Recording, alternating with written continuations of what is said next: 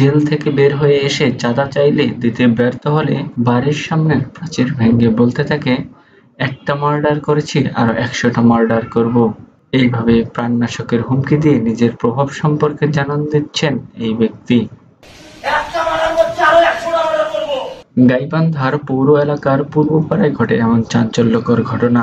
স্থায়ীরা জানান, দীর্ঘদিন ধরে জমি জমা নিয়ে ঝামেলা চলছিল তৌহিন ও এই এলাকার কাঞ্চনের সঙ্গে। এ নিয়ে বেশ কয়েকবার সালিশ বৈঠক হলেও সমাধান পাননি তুহিন। অপরদিকে মোটা অঙ্কের টাকা দাবি করেন কাঞ্চন। এদিকে ভুক্তভোগী তুহিন জানান, প্রাচীন ভেঙেছে প্রায় 15 থেকে 20 জন লোক। পৈতৃক সূত্রে প্রাপ্ত জমি কাঞ্চন প্রভাব খাটিয়ে অন্যায়ভাবে জবরদখল করে রেখেছিল। তা ফেরত চাইতে গেলে হতে হয় মারধরের শিকার।